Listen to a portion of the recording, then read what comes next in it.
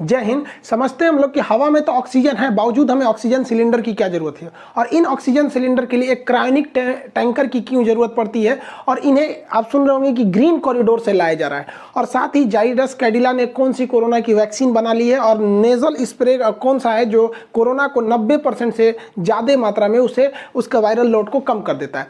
देखिए हमारे यहाँ ऑक्सीजन अभी सबसे बड़ी किल्लत हो गई है, बेड खाली है लेकिन ऑक्सीजन ही नहीं है। और ये वाला जो कोरोना है ये फेफड़ों को उतना नुकसान 2 दिन में कर दे रहा है जितना पहले वाला कोरोना 7 दिनों में करता था। यानी 2 दिन में आप सोचे कोरोना है, इवन रिपोर्ट आते आते कि आप क्रिटिकल हो जा रहे हैं। तो ऑक्सीजन की बहुत दिक्कत है। हमारे देश में ऑक्सीजन की कोई कमी नहीं है। हमारे देश में समस्या है उसे ट्रांसपोर्टेशन का कोई चेन नहीं बना हुआ है कि हमें वहां से लाना कैसे है। देखिए हमारे देश में टोटल ऑक्सीजन का जो डिमांड है वो 7000 मीट्रिक टन है, ये डिमांड है हम लोग का आ रहा है। जबकि हमारी जो क्षमता है पर इसको प्रोड्यूस करने की वो है 7800 मीट्रिक टन की। तो इसका मतलब हमारे पास 800 मीट्रिक टन और ज़्यादा ही ऑक्सीजन है जितना डिमांड है। और हम लोग ने अभी गवर्नमेंट ने टारगेट लिया है कि इसे 90,000 मीट्रिक टन ऑक्सीजन की क्षमता को बढ़ा देना है। लेकिन आप देखिए हम लोग का जो डिमांड है ये डिमांड ज़्यादा नहीं है, फिर भी हम लोग चेन सिस्टम ना होने की वजह से दिक्कत आ जा रहा है। और सबसे बड़ा दिक्कत आता है कि ऑक्सीजन को हम लिक्विड फॉर्म में रखते हैं, और ऑक्सीजन को लिक्विड बनाने के लिए उसे ठंडा करना पड़ता है। एकदम ठंडा कीजिएगा तो वो पानी बनने लगेगा। जैसे आप देखिएगा ठंड के दिनों में टेम्परेचर घटता है तो हवा पानी बनने लगती है। हम जो सांस अभी छोड़ रहे हैं ऐसे, अभी ये पानी नहीं बन रहा है, लेकिन अगर अभी टेम्परेचर हो जाए जनवरी फरवरी के महीना में हम यही सांस छोड़ेंगे तो इसी में का हवा पानी बनने लगता है जो भाप की तरह दिखने लगता है। तो ऑक्सीजन को ठंडा करना पड़ता है। ऑक्सीजन -183 डिग्री रखिएगा तो भाप ठंडा होगा, तो एकदम एक्यूरेट तो उतना नहीं रखना है, थोड़ा और ठंडा करना पड़ता है। तो लगभग -185 डिग्री सेल्सियस पर इन बड़े बड़े प्लांट से बनने वाले ऑक्सीजन को फिर इतना ठंडा करके ले जाया जाता है। इसका ट्रांसपोर्टेशन बहुत ही टफ होता है। इसे रखने के लिए एक अलग से कंटेनर आता है जिसका टेम्परेचर -185 डिग्री सेल्सियस रहता है। कोई भी चीज का टेम्परेचर अगर 150 डिग्री सेल्सियस से ज्यादा नीचे चला जाता है तो उस टेम्परेचर को हम क्रायोनिक टेम्परेचर के नाम से जानते हैं, क्रायोजेनिक। तो ऐसे टैंकर जो होते हैं उन्हें कहते हैं क्रायोजेनिक टैंकर। टाटा ने अभी ऐसे कई क्रायोजेनिक टैंकर को आयात किया। इसके बाहर एक कूलिंग सिस्टम लगा होता है जो इस ट्रक को, ये ट्रक चल रही है, ये ऐसे नॉर्मल टंकी की तरह नहीं होता है, इसे यह ठंडा कर रहा होता है ताकि ये लिक्विड के फॉर्म में ही रहे। इसके बाद जो चुनौती आती है, हमारे पास अभी एट ए टाइम इतने ज्यादा टैंकर जो थे क्रायोनिक टैंकर नहीं थे, तो हम लोगों ने कई सारे क्रायोनिक टैंकर सिंगापुर से मंगाया है, कई टाटा ने विदेशों से मंगाया है। और हमारे जो क्रायोनिक टैंकर जो थे, जो बचे थे, तो पता चलता है कुछ राजस्थान में है, कुछ केरल में, कोई इधर उधर बिखरे हुए हैं। और जो ऑक्सीजन का प्लांट है जो ज्यादातर स्टील प्लांट से आ रहे हैं, राउरकेला के स्टील प्लांट, दुर्गापुर, विशाखापट्टनम, यहाँ से ज्यादा आ रहे हैं, वाईजेक वगैरह से, तो यहाँ तक में वो टैंकर ही नहीं है। तो हमारी भारतीय वायुसेना अपने सबसे बड़े जहाज जो है C-17 ग्लोब मास्टर, उससे इन खाली टैंकरों को भर रही है उसमें, और इनको क्या करती है, वो स्टील प्लांट तक उड़ा के लाती है। फिर ये टैंकर इसमें से निकलते हैं, भरते हैं, फिर उन्हें जगह तक पहुंचा रही है। तो एयरफोर्स ने भी इसमें बहुत ज्यादा बढ़ चढ़ के हिस्सा लिया ताकि ऑक्सीजन को टाइम से पहुंचाया जा सके। हमारे पास ऑक्सीजन की कमी नहीं है। अब इसमें रेलवे ने भी काम किया, रोल ऑन रोल ऑफ। मतलब आपको अगर मान के चलिए कि उड़ीसा में ये टैंकर भर दिया गया तो ये ड्राइवर खुद चला के लाएगा, उससे बेटर है कि इसको रोल करके चढ़ा दीजिए किस पर, इस मतलब मालगाड़ी पर, और ये मालगाड़ी चलेगी और फिर जब दिल्ली पहुंचेगी तो उसे उतार दीजिए, तो रोल ऑफ। तो इसी को रोल ऑन रोल ऑफ कहते हैं। लेकिन समस्या क्या है, ये जो ट्रेनें चल रही हैं जरूर है, लेकिन ये लेट चल रही हैं। जिस हिसाब से चलना चाहिए उस हिसाब से नहीं चल पा रही हैं ये ट्रेनें। तो इसमें भी थोड़ा सुधार की जरूरत है यहाँ पर। हालांकि ये बहुत ज्यादा है, ये लेट भले चलती बट एक बार में बहुत ज्यादा ऑक्सीजन पहुंचा देती है, पूरा इसके ऊपर टैंकर ही लगा रहता है। तो रेलवे की भी ये अच्छी भूमिका है। इसमें आप सुन रहे होंगे कि अरविंद केजरीवाल ने भी वो मोदी जी के साथ जो मीटिंग थी उसमें कहा था कि उन्होंने कि ऑक्सीजन की जो सप्लाई आ रही है उसके लिए हमें ग्रीन कॉरिडोर बनाना पड़ेगा। देखिए ग्रीन कॉरिडोर क्या होता है, एक ऐसा सड़क की कल्पना कीजिए, मतलब वहां पर पुलिस क्या करती है, पुलिस और ट्रैफिक पुलिस मिलकर पूरे सिग्नल को ग्रीन कर देते हैं, और जो इमरजेंसी वाली चीज रहती है उसको उसी रास्ते से निकालते हैं। मान के चलिए 4 लेन की सड़क है तो कुछ किसी एक लेन को वो ग्रीन कर देंगे, और उसमें जो एम्बुलेंस है या फिर जो ऑक्सीजन आ रहा है उसको उसी रास्ते से ले जाएंगे। उसको जितना दूर चाहे वो दिल्ली से कलकत्ता जाए, उसे रेड सिग्नल नहीं मिलने वाला है, क्योंकि ट्रैफिक पुलिस और पुलिस दोनों लगी हुई है इसको जल्दी ले चलो जल्दी ले चलो। तो इसी को कहते हैं ग्रीन कॉरिडोर। तो ग्रीन कॉरिडोर से अगर ऑक्सीजन आएगा तो जाम में नहीं फंसेगा। ऐसे बहुत सारे ऑक्सीजन जाम में फंस गए थे। अक्सर ऐसा होता है ग्रीन कॉरिडोर का प्रयोग हार्ट ट्रांसप्लांट के लिए करते हैं। दूसरे शहर में हार्ट है, यहाँ ऑपरेशन हो रहा है, अब पता चला हार्ट आ गया, 2 दिन जामे में फंस गया तो दिक्कत होगा। इसलिए अक्सर आप सुनते होंगे ये ट्रैफिक पुलिस और पुलिस के मिलने से 4 घंटे में पहुंचाया गया। तो इसी को कहते हैं हम लोग ग्रीन कॉरिडोर। तो ऑक्सीजन के लिए जरूरी है, गवर्नमेंट इसे बना भी रही है। ऑक्सीजन उत्पादन क्षमता को और बढ़ाने के लिए सरकार जर्मनी से लगभग 25 ऐसे पोर्टेबल जो डायरेक्ट उठ के आ सकते हैं सब ऑक्सीजन मेकर फैक्ट्री लगा रही है। मतलब एक छोटे से मशीन होते हैं, ये ऑक्सीजन को बनाते रहते हैं, बहुत जल्दी जल्दी बनाते रहे, हवा के ही ऑक्सीजन को सेपरेट करके हमें दिया जाता है वो वाला ऑक्सीजन। डीआरडीओ ने जो भारतीय सेना के लिए जो अपना ऑक्सीजन सिलेंडर बनाया था, ये भी भारतीय सेना ने, मतलब ये डीआरडीओ अब हॉस्पिटलों को भी दे रहा है। इसमें एक फायदा ये होता है ना कि अगर आप इससे इस मास्क को अगर लगाते थे तो ये ऑटोमेटिक होता है, कितना ऑक्सीजन बढ़ाना है कितना घटाना है, इसमें नर्स वगैरह की जरूरत नहीं पड़ती है। तो डीआरडीओ भी इसमें महत्वपूर्ण भूमिका। हमारे यहाँ एक और समस्या आ गया है, जो ऑक्सीजन की खाली सिलेंडर होता है ना, ये लोहा वाला, ये सिलेंडर का शॉर्टेज कर गया है। लोग इसको रख रख के घर में रख लिए कि हम कभी बीमार पड़ेंगे तो हम अपने लिए रखेंगे, ये है वो शॉर्टेज पड़ गया। इसका ब्लैक रेट जा रहा है, 600-700 रुपये में मिलने वाला सिलेंडर 20,000-30,000 में मिल रहा है। यहाँ पर इतना ज़्यादा इसकी क्राइसिस हो गई है इस सिलेंडर की। और इसी में क्या कहा जाता है, मतलब एक तो और समस्या समझिए, आप पिछले हफ्ते देखे होंगे कि नासिक में जो ऑक्सीजन सिलेंडर ले जाने वाला टैंकर था, यही लीक कर गया, और लीक करने से 20 से 22 लोग की मृत्यु हो गई। कई लोग सोच रहे हैं कि जहरीला होता है क्या, नहीं भैया, ये लीक करके उड़ गया। तो ऑक्सीजन जो मरीज को मिलना चाहिए मिला ही नहीं, ऑक्सीजन की कमी से मरीज छड़फड़ा के मर गया बेचारा यहाँ पे। तो ये कभी कभी किस्मतों से सुरा खराब रहता है, कहते हैं ना किस्मत खराब रहे तो ऊँट पे बैठे आदमी को कुत्ता काट लेता है। बताइए ये जो बीमारी अलगे है उसमें से ऑक्सीजन लीक कर गया। भारत में केरल एक ऐसा राज्य है जिसके पास ऑक्सीजन बहुत ज़्यादा मात्रा में बच गया है। केरल, याद कीजिए, भारत का पहला राज्य था जिसमें कोरोना के सबसे पहले मरीज देखे गए थे। वहीं से यहाँ पे, मतलब भारत में स्टार्टिंग इसी एरिया से हुई थी भारत में। केरल इस चीज़ को समझा और वो अपने यहाँ ऑक्सीजन प्लांट को बैठाना चालू किया, ऑक्सीजन का चेन बैठाया, पूरी तरह से सिस्टम, इकोसिस्टम बना लिया वहाँ पर। आज के वक्त में जो केरला है वो 200 मीट्रिक टन ऑक्सीजन प्रोड्यूस कर रहा है, जबकि उसकी कुल डिमांड केरला की महज 90 मीट्रिक टन है। यानी वो दुगना से भी ज़्यादा ऑक्सीजन एक्स्ट्रा रखा हुआ है, दूसरे राज्यों को दे रहा है।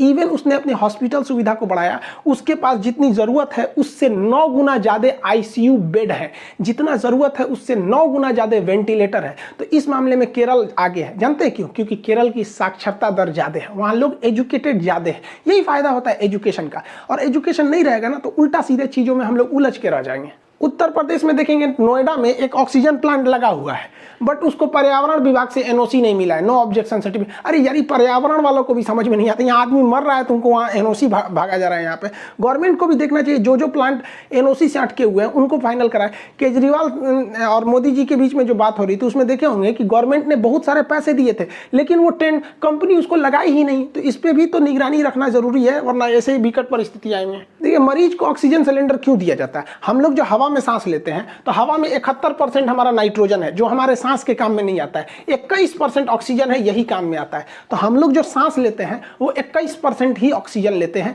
जिसमें छोड़ते हैं लोग तो 16% ही छोड़ते हैं, यानी 4% के आसपास में वो CO2 में बदल जाता है। तो यही ऑक्सीजन का हमको काम है 21%। लेकिन जब हमारा शरीर स्वस्थ रहता है ना तो हम 21% में काम चला लेते हैं, चलो ना यार कोई दिक्कत नहीं है यहाँ पे। लेकिन जब हमारे फेफड़े काम करना बंद करने लगते हैं, स्थिति खराब हो जाती है, तो ये 21% काम नहीं आता है। तो एक मशीन द्वारा इसमें से क्या किया जाता है ना, ऑक्सीजन लिया जाता है, नाइट्रोजन छाट दिया जाता है, धूल कण को छाट दिया जाता है, हर चीज छाट दिया जाता है। और जो 21% ऑक्सीजन मिल रहा था उसमें से पूरा का पूरा छान के और 98% वाला ऑक्सीजन भर देते हैं। 98%, इसमें ज्यादा मात्रा में ऑक्सीजन है।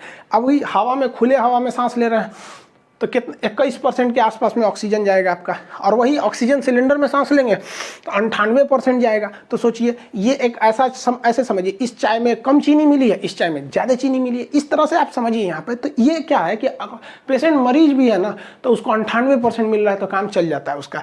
ये ऑक्सीजन सिलेंडर, ये इसी वजह से मरीजों में इसकी डिमांड ज़्यादा बढ़ जाती है। ऑक्सीजन का लेवल जब आप पल्स ऑक्सीमीटर से नापते हैं और आपका ऑक्सीजन लेवल अगर 94 से नीचे जाता है, 94% से नीचे, तो आपका ऑक्सीजन ऑक्सीजन की जरूरत होती है, लेकिन ऐसा नहीं है कि 92 या 90 आ गया तुरंत आप ऑक्सीजन पे बैठिए। इसके लिए प्रोन पोजीशन का यूज कर सकते हैं। प्रोनिंग पोजीशन बहुत पहले से चलता आ रहा है। देखिए हमारे फेफड़ों के जो बीच के हिस्सा होता है वो काम नहीं करता है जनरली, वो ऐसे एक्स्ट्रा में पड़ा रहता है, लेकिन जब हम प्रोन पोजीशन पे करते हैं तो उस पर लोड पड़ता है और वो भी काम करने लगता है। इसके लिए क्या करना चाहिए, इंसान को उल्टा लेट जाना चाहिए और सीने के पास तकिया लगा लेना चाहिए। देखिए ये लेटा है, सीना के पास तकिया लगा दीजिए, आधा घंटा तक ऐसे करना चाहिए। इसके टोटल 4 स्टेप होते हैं। एक उल्टा लेट जाइए, सीने के पास तकिया लगा लेते हैं आप, तो जब तकिया लगाते हैं तो वो जो फेफड़े का वह हिस्सा था जो काम नहीं कर रहा था वो भी पूरी अच्छे से एक्टिव हो जाएगा, जो रिजर्व में बचा हुआ था, तो ऑक्सीजन लेवल आपका बढ़ जाएगा।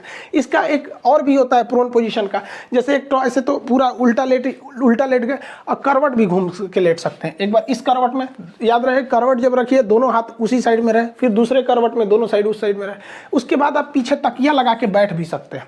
चौकी पे ही जो लेटे हैं उस पे ही आप क्या कीजिए, जैसे आदमी दीवार से टेक लेता है ना, वैसे वहां पर आप तकिया से टेक ले सकते हैं। इसे प्रोनिंग कहते हैं। इससे ऑक्सीजन लेवल बढ़ जाता है और रियल में भी बढ़ जाता है। तो जिन लोगों के पेशेंट में 92 है 90 है वो इसका प्रयोग करेंगे आधा घंटा सुबह और आधा घंटा शाम, तो आपका ऑक्सीजन लेवल वैसे भी आपका नॉर्मल पे आ सकता है। यहाँ पे भारत के सामने एक और विकट परिस्थिति आ गई है वैक्सीनेशन को लेकर। हमें वैक्सीनेशन को अगर पूरा टारगेट के हिसाब से करना है तो हमें 13 करोड़ डोज वैक्सीन के हर महीने चाहिए होंगे, जो कि अभी बन रहा है 6 करोड़ के आसपास। वो तभी पॉसिबल है जब अमेरिका जो लगा प्रतिबंध दवाओं के जो उसके जो लगते हैं सामान वगैरह उसके पे प्रतिबंध नहीं हटाएगा अमेरिका, तो वो डोज बनाना मुश्किल हो जाएगा। और जो बाइडेन ने कह दिया कि हम उस प्रतिबंध को नहीं हटाएंगे। ये लोग अमेरिका वाले हमेशा ऐसे ही करते हैं, इनसे हथियार वगैरह, इसलिए भारत को भी देखिएगा ना, इनसे बहुत वैसे चीज़ें ही खरीदता है जिसके बार बार जरूरत नहीं पड़ी। ये भूल गए जब डोनाल्ड ट्रंप थे तो हम लोगों ने यहाँ से हाइड्रोक्सी क्लोरोक्विन दिया था, वो कह रहे थे कि नहीं देंगे तो इसका जवाब देना पड़ेगा।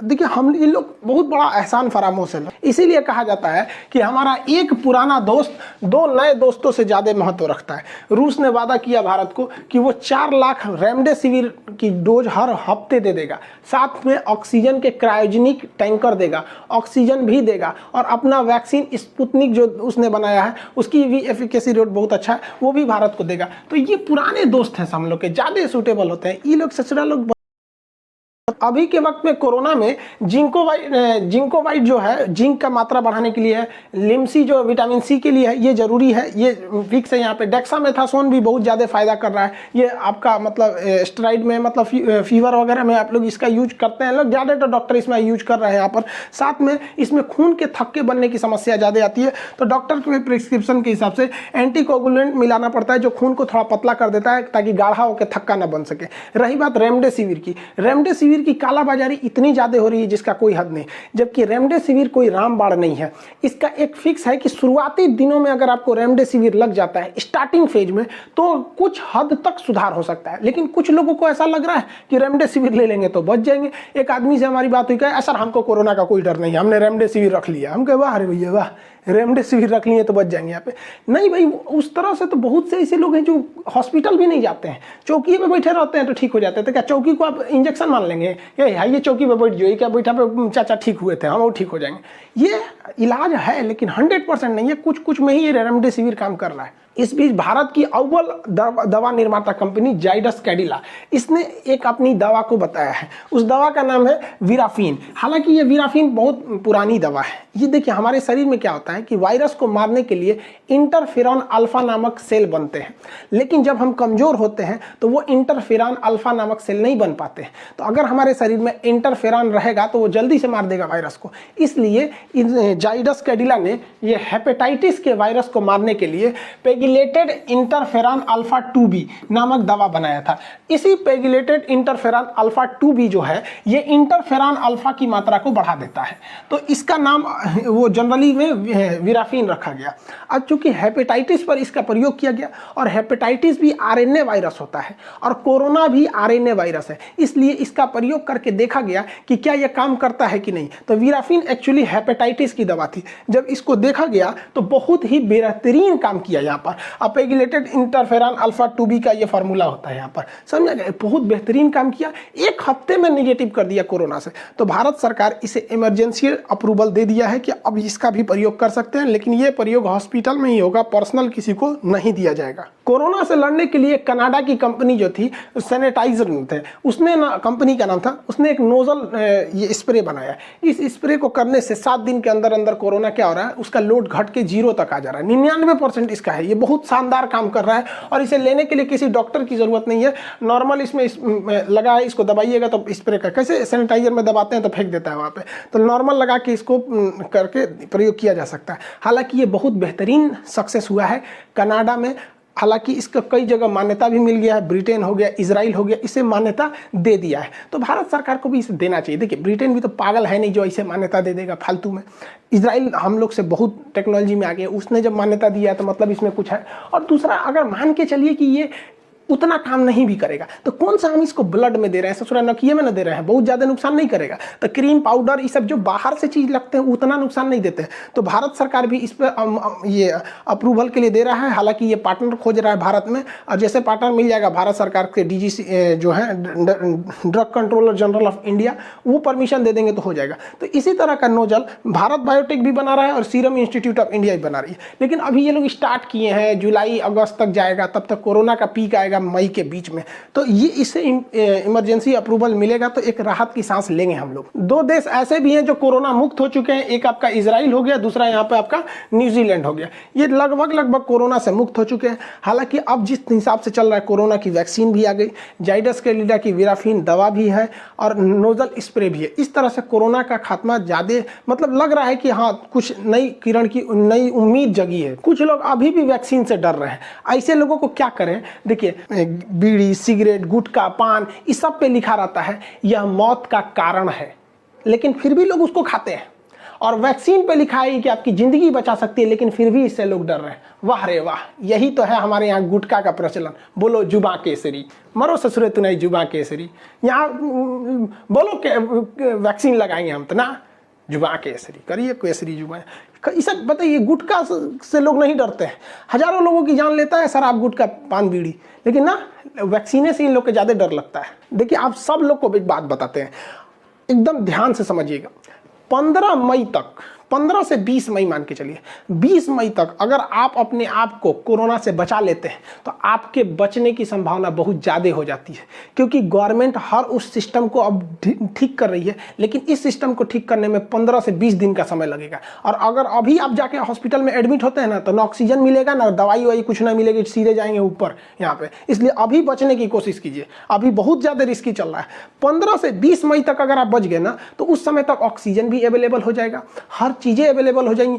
नोजल स्प्रे का हो सकता है कि उस समय तक अप्रूवल भी मिल जाए यहाँ पे। लेकिन अगर इधरे लापरवाही कर देंगे ना तो फिर समझ जाएंगे। जिनको कोरोना हुआ है ना, अब देखिए कितना भयानक त्राहिमाम मचा हुआ है, लग रहा है शमशान घाट तो लग रहा है जैसे दिवाली है वहाँ पर, इस तरह से हो गया। तो कैसे भी हाथ जोड़ के कह रहे हैं बबू भैया दादा जो है आप लोग, जहाँ बड़ा लोग वही जा रहा, ढेर छटपटेला की जरूरत नहीं है। कई जना के बुझाता कि कोरोना कुछ ना, जिनका जाके देखा हॉस्पिटल में का हाल भइल बा। तो सब लोग को कहते हैं भाई साहब बस 15। वैसे भी आप देखिए, हम अपने चैनल पे कोई भी बात को पूरी तरह से रिसर्च करने के बाद ही बताते हैं, इसलिए बता रहे हैं। नहीं, अगर नहीं सुधरेंगे तो पर डे भारत में 5 से 6 लाख कोरोना के मरीज मिलने लगेंगे। इसलिए थोड़ा दिन और संभल के रहिए। अमीर आदमी को कोरोना से डर लगता है, बेचारा गरीब इंसान को लॉकडाउन, कमाने वाले हैं लोग, उनका कमाई भी बंद हो जाता है। हालांकि इन अमीरों ने बहुत सारे योगदान भी दिए हैं, चाहे वो वेंटिलेटर हो, ऑक्सीजन के टैंक हो, या अपनी फैक्ट्री से ऑक्सीजन हुआ हो, या बहुत ही मोटे रकम में इन्होंने दान भी दिया है। ऐसा नहीं है कि ये लोग नहीं है, बहुत बेहतरीन। हाँ, वैसे ही लोगों ने दान नहीं दिया जो विदेशी कंपनियां भारत में है, उन लोगों ने पैसा वैसा नहीं दिया है। इसलिए अपने स्वदेशी पर ज़्यादा बल दीजिए। अब सरकार के लिए कुछ सुझाव देखिए, इस कोरोना के विकट परिस्थिति में बहुत सारे प्राइवेट हॉस्पिटल बंद करके भाग गए हैं, मरीज नहीं देख रहे हैं। प्राइवेट हॉस्पिटल बहुत सारे ऐसे हैं, तो गवर्नमेंट को ऐसे प्राइवेट हॉस्पिटलों को अपने अंडर टेकिंग ले लेना चाहिए, उसे ले लेना चाहिए। और जो कोरोना के माइल्ड सिम्टम वाले मरीज हैं, यानी जो खतरनाक नहीं पीड़ित है, जिन्हें नॉर्मली ठीक किया जा सकता है, हल्का फुल्का की ज़रूरत है, तो उन्हें ऐसे प्राइवेट हॉस्पिटलों में भर देना चाहिए। इससे क्या होगा कि सरकार के जो कोविड हॉस्पिटल है, जो सरकारी हॉस्पिटल है, उस पर जो बेहतरीन डॉक्टर लगे हैं, बेहतरीन इंफ्रास्ट्रक्चर लगा हुआ है, ऑक्सीजन लगा हुआ है, वो उनको भी लगा है जो सीरियस हैं, उनको भी लगा है जो सीरियस नहीं है।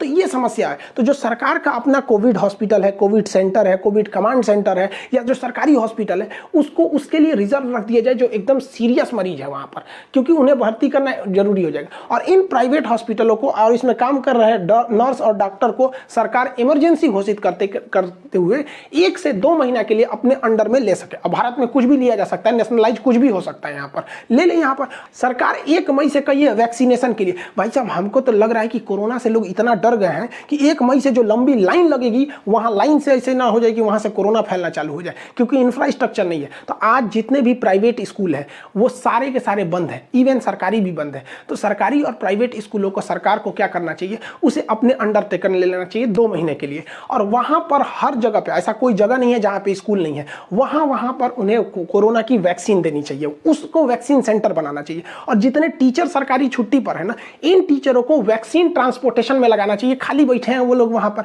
अभी क्या है कि हर काम मेडिकल स्टाफ ही कर रहा है, तो वैक्सीन को ले आना, वहां पर रजिस्टर मेंटेन करना, किस व्यक्ति को लग रहा है, आज टारगेट पूरा हुआ कि नहीं हुआ, ये काम इन सरकारी स्कूल के टीचरों को सौंप देना चाहिए, जिस तरह से चुनाव आयोग सौंप देता है इन लोग को। और जो मेडिकल स्टाफ है उसका मेन काम होना चाहिए, पेशेंट से उनका ये मतलब होना चाहिए, वो आई तुरंत वैक्सीन दी। अभी क्या हो रहा है, बेचारा मेडिकल स्टाफ ही हाजिरी बना रहा है, वही रिकॉर्ड चेक कर रहा है, वही वैक्सीन को लेके आ रहा है, वही वैक्सीन लेके जा रहा है, कितना लगा कितना सब। बेचारा वो क्या इंसान नहीं है सब, क्या मेडिकल वाले बेचारे डॉक्टर और नर्स लोग को देखिएगा ना, ड्यूटी करते करते बेचारों का हालत खराब हो गया।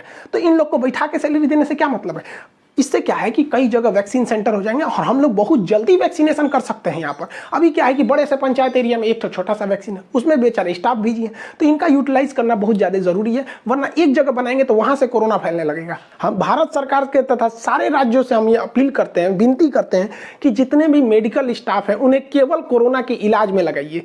हर हॉस्पिटल में मैनेजमेंट को देखने के लिए वहां पर आप अधिकारियों को नियुक्त कीजिए। अभी रेलवे है, उसके अधिकारी फ्री हैं, बहुत रेल नहीं चल रही है। मेट्रो अभी बंद पड़ी हुई है, उसके अधिकारी फ्री हैं। तो ऐसे अधिकारियों को हॉस्पिटल के एडमिनिस्ट्रेटिव की जिम्मेदारी दे दीजिए कि किस नर्स की ड्यूटी रात में लगेगी कि दिन में लगेगी, ऑक्सीजन आया कि नहीं आया। ये अधिकारी हैं तो इन्हें मैनेजमेंट करने आता है, ये बेहतरीन ढंग से कर सकते हैं। तो आपने छोड़ दिया हॉस्पिटल को, बेचारा वही ऑक्सीजन देख रहा है कि नहीं है, सप्लाई देख रहा है, हाजिरी देख रहा है, ड्यूटी देख रहा है, शिफ्ट देख रहा है, सैलरी देख रहा है, अटेंडेंस देख रहा है, मर जाएगा बेचारा वहां पर। अभी के वक्त में इन 2 महीने के बीच में क्रूशियल टाइम है, इन लोग को झोंक दीजिए यहाँ पर। हॉस्पिटल के डॉक्टर नर्स का काम केवल और केवल कोविड मरीज को देखना है, इनका मैनेजमेंट हो जाए। बाकी वो हॉस्पिटल जो डॉक्टर हैं वो कहाँ रह रहे हैं, ये सारा काम ये लोग देख सकते हैं। अब जैसे हमारे मंत्री जी हो गए, जैसे अमित शाह जी हो गए, उद्घाटन करने हॉस्पिटल जा रहे हैं या स्थिति का जायजा, पता चला 4 डॉक्टर इनके आगे पीछे घूम रहा है। हम ये नहीं कह रहे कि आप उद्घाटन करने मत जाइए, अच्छी बात है, आपके जाने से वहां पे और मतलब त्वरित काम होगा, लेकिन 10 डॉक्टर बिजी हो जा रहा है। तो ऐसे जो एडमिनिस्ट्रेटिव में लगे रहेंगे लोग, वो लोग दिखा देंगे कि हाँ सर आप हमारे होम मिनिस्टर हैं, देखिए ये पोजीशन है, इतना ऑक्सीजन है, इतना ये मरीज है, ये है। डॉक्टर अपना बिजी, कोई मतलब नहीं। अब गृह मंत्री आए या प्रधानमंत्री आए, जब तक कोरोना है डॉक्टर को छोड़ दीजिए यहाँ पे, हाँ कोई भी मंत्री है भैया, वो एडमिनिस्ट्रेटिव वाला देख लेगा यहाँ पर। और साथ ही कौन सा काम हुआ कि नहीं हुआ, जैसे कितना ऑक्सीजन चला है, वो पहुंचा कि नहीं पहुंचा, कितना डिमांड है, बैकअप में कितना बचा है, मरीजों की संख्या कितनी है, मरीज एडमिट हो रहा है कि नहीं हो रहा है, इस सब की जांच के लिए भी ना रिटायर्ड जजों को नियुक्त करना चाहिए और उनके अंडर में देना चाहिए। क्योंकि रिटायर्ड जो जज होते हैं, चाहे वो डिस्ट्रिक्ट के हों या हाई कोर्ट के हों, ईजिली अवेलेबल हैं हर जगह पे, उन्हें अगर ये सौंप देंगे तो उन्हें बेहतरीन ढंग से एडमिनिस्ट्रेटिव के काम आता है और कोई जज से ऐठेगा भी नहीं वहाँ पर। यहाँ पे तो हमारे यहाँ कुछ हो नहीं रहा है ना, तो यूटिलाइज नहीं कर पा रहे हैं। और इसको समझने में हमारे हाथ जोड़ के विनती करते हैं, सरकार बात मान लीजिए। आप लोग बहुत सारे बात मान लेते हैं, हमारे लिए भी देश पे एहसान होगा अगर ये बात मान लेते हैं। तो इस चेन को बनाने में 10 से 15 दिन लग जाएगा, इसलिए आप लोग संभाल के रखिए, कैसे भी 10 से 15 मई तक आप लोग अपने आप को बचा के रखिए, नहीं तो बहुत दिक्कत हो जाएगा। और जिन शहरों में कोरोना बहुत खतरनाक है, जैसे लखनऊ हो गया, इलाहाबाद हो गया, मुंबई का एरिया हो गया, उन जगहों पे जहाँ पे सख्ती है वहाँ 10 से 15 दिन का कंप्लीट लॉकडाउन लगाइए, एकदम भयानक वाला, क्योंकि ज़्यादा ढिलाई देना भी ठीक बात नहीं होता है लॉकडाउन में वहाँ पे। और जो प्रशासन है उनके पैरामिलिट्री फोर्सेस का हेल्प लीजिए लॉकडाउन को सख्ती से पालन करने के लिए, तब जाके हम इस कोरोना से लड़ पाएंगे। वरना हमारा देश जो है ना, एक एक हीरा खो रहा है। कोरोना के बेड पे मरा हुआ कोई भी व्यक्ति इस देश का महान व्यक्ति हो सकता था। जब अब्दुल कलाम ट्रेन में बैठ के अखबार बेचा करते थे तो कोई नहीं जानता था कि वो एक दिन मिसाइल मैन बनेगा। तो न जाने जिन्हें आप संख्या गिन रहे हैं ना, उन संख्या में कौन हीरा होगा इस देश के लिए कोई नहीं जानता है। भगवान से हम विनती करते हैं जल्दी से इस आपदा से निकाले, और आप लोगों से भी कहते हैं बच के रहिए। हम और आप मास्क वगैरह जरूर लगाएं, जो नियम है उसका